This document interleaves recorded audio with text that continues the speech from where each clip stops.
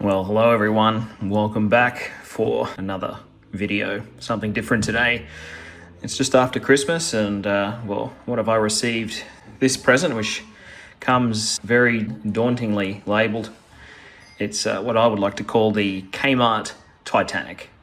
Of course, they can't call it that because then they wouldn't be able to sell it for only $40. But officially, it's the Anko Miniblocks cruise ship from their vehicle series. As you can see, they expect it to be quite difficult at 3,514 pieces. We'll see how it goes. 57 centimeters long by 16.5 high. I thought I'd bring you along on the building process with me. I by no means claim to be an expert in building Lego. I've built it before, but nothing of this scale. I've got a clock with me. We're going to do this in time lapse. You're going to watch me build. I'll tell you if things are difficult, see if I can get any tips or tricks for you, but well, let's crack into it. Just looking at the box, there's not really much in the way of information on the box. I don't know if it's going to be handily instructioned like Lego typically is, but let's find out. And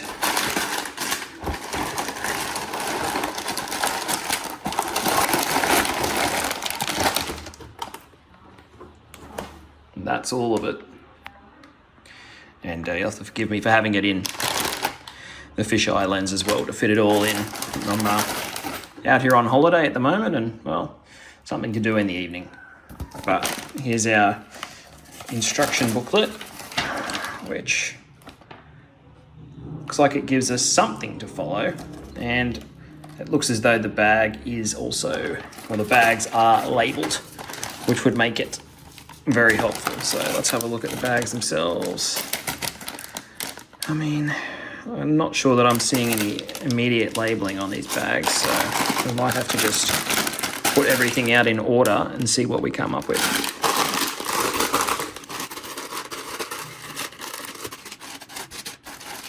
Lots more stuff.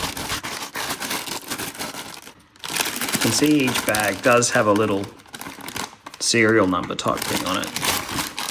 For instance, we've got 28856.7, and this one, is there a number on this one? I'm gonna say, oh, here we go, 28856.11. So it's probably just a case of finding the serial number on each bag, maybe them putting them in order. Now, the first page, as we remember, talks about some larger red pieces. So, bag one. So, is this bag one here? Hopefully, yes. All right. As we can see, 28856.1.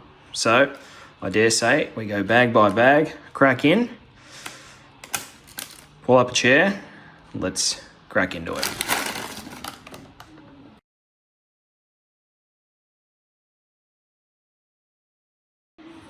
So now seems a good time to look at these bricks before we build the first one, and straight off the bat, these blocks are smaller than your average Lego.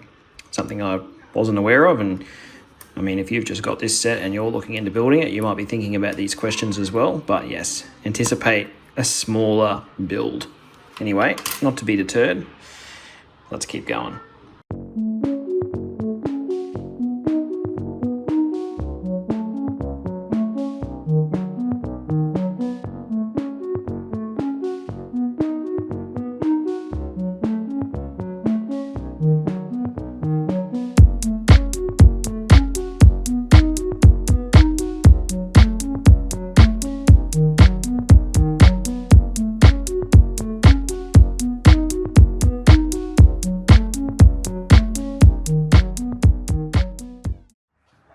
Well, good morning. It's the second day. As you can see, worked on it for about 2 hours, 20 minutes last night for a bit of an update. So I guess the good thing about this is it's hard at the start. They're quite flimsy blocks, and when you've just got the first few layers of this keel, they come apart really easily. There's a few pieces that, you know, it's simply like one sort of space that's holding on to the next piece. And when there's only two of them stacked together, they just want to come apart. But you sort of persevere with it. The more that you do, it gets a lot more rigidity. There's a lot of pieces in here, but it's only 2 bags. So I guess we'll just keep going.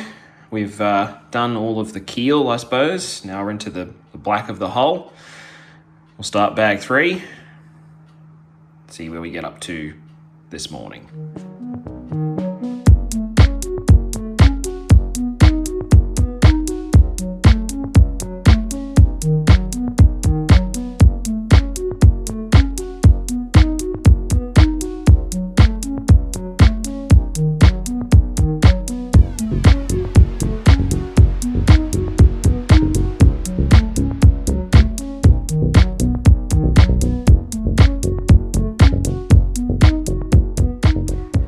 I'll just pause it now for a tip.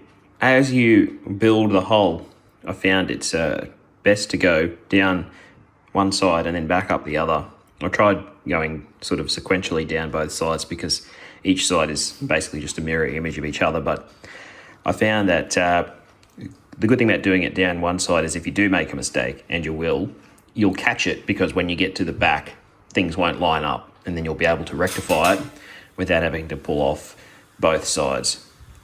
And we've reached another exciting milestone. It's time for the first white piece to go on. So we'll keep building. And the first white piece is also the first singular block piece. So lots of fine work, great training for stubby hands.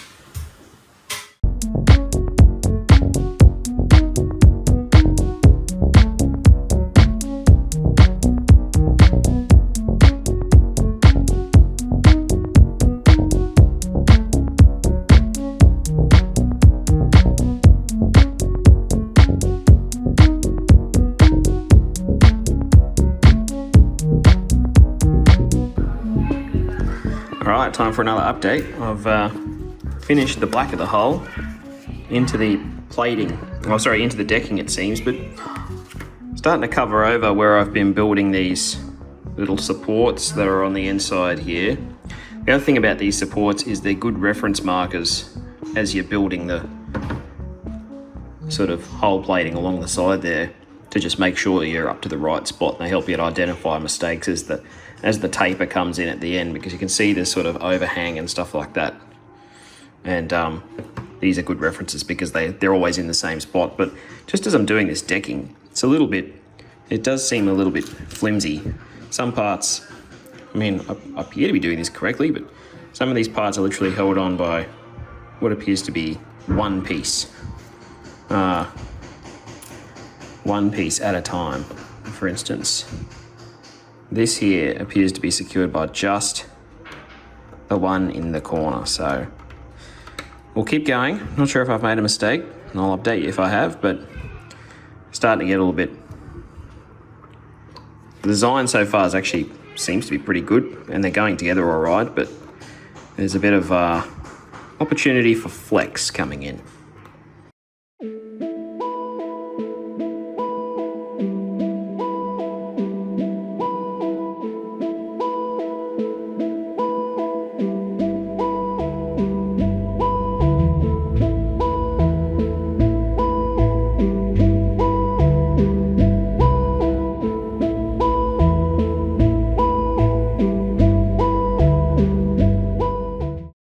All right, so that's almost 4 hours work today.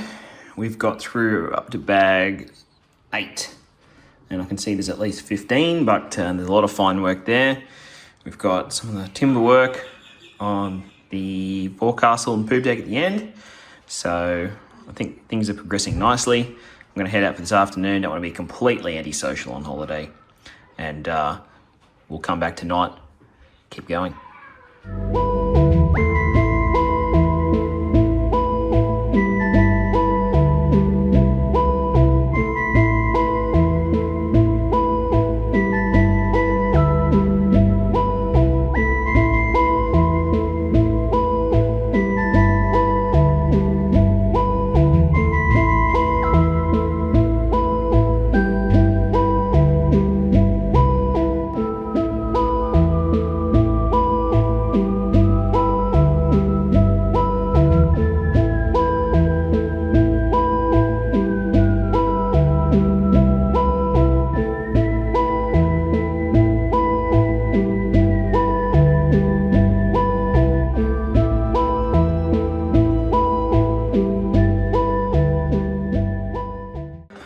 Okay, hello again. It's the next day. As you can see, I put in quite an effort yesterday.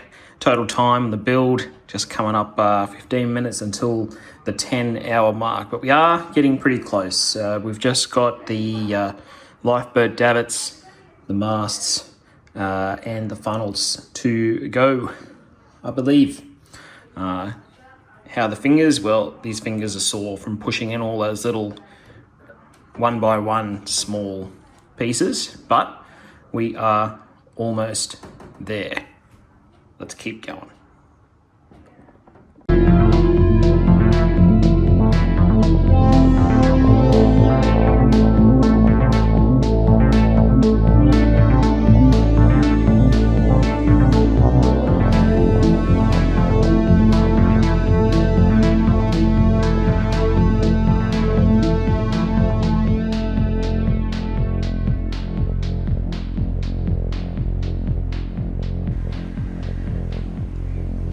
Well, as the sun is going down and the timer is just gone past 11 hours and 15 minutes, we have finally pretty well completed. The last thing to do, of course, is to attach our funnels,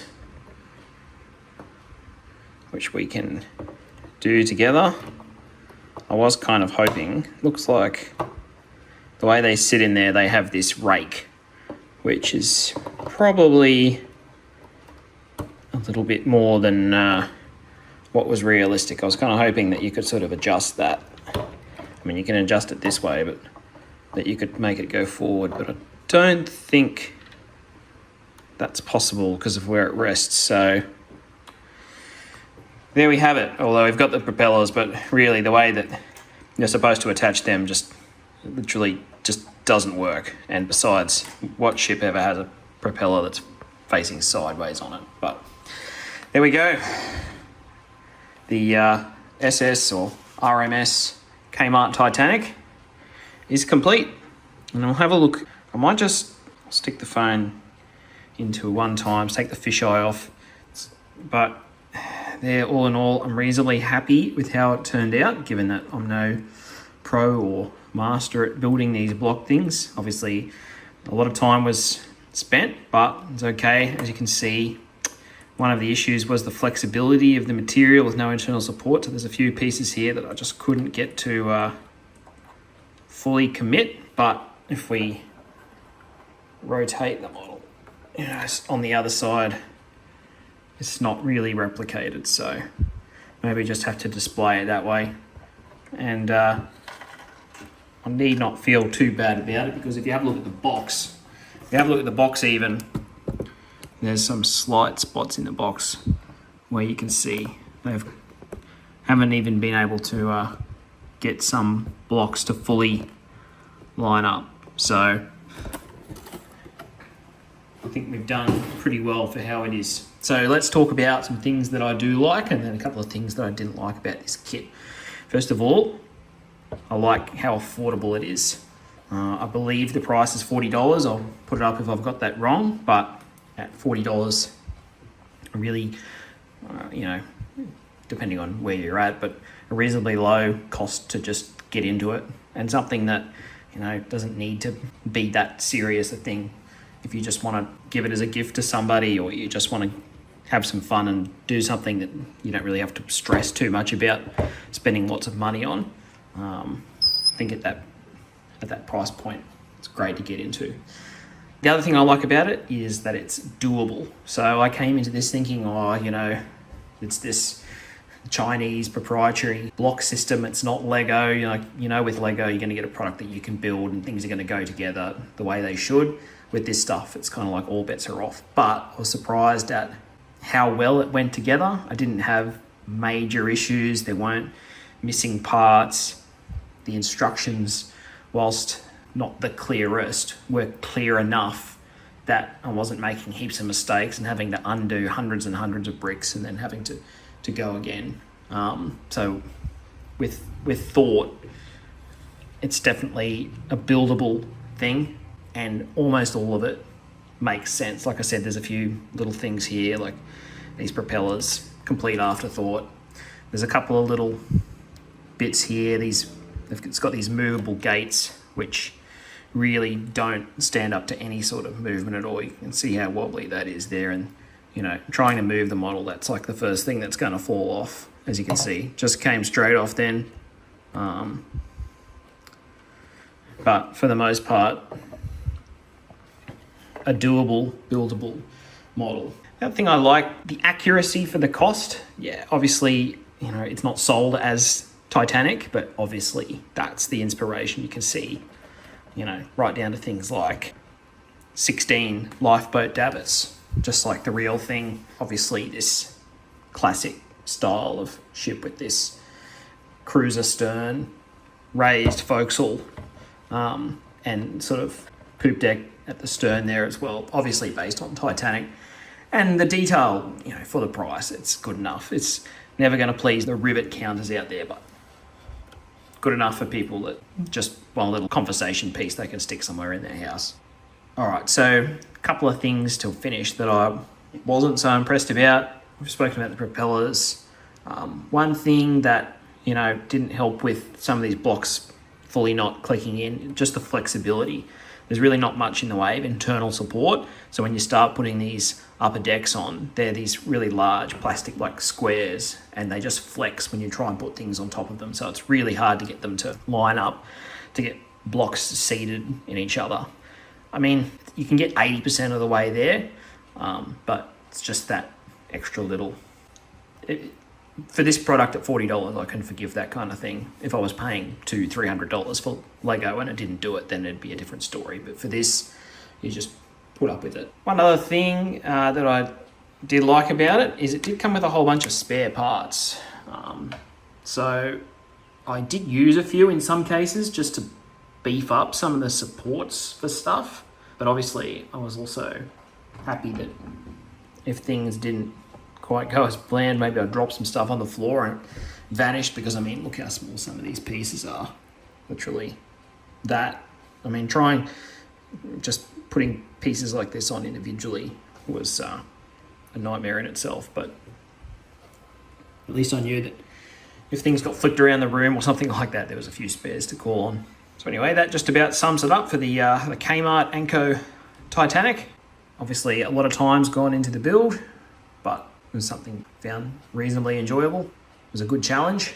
I was happy that I managed to finish it off in the end, and I hope this has helped inform your decision about whether or not this is something you buy for yourself or something you give to someone else. Thanks for watching.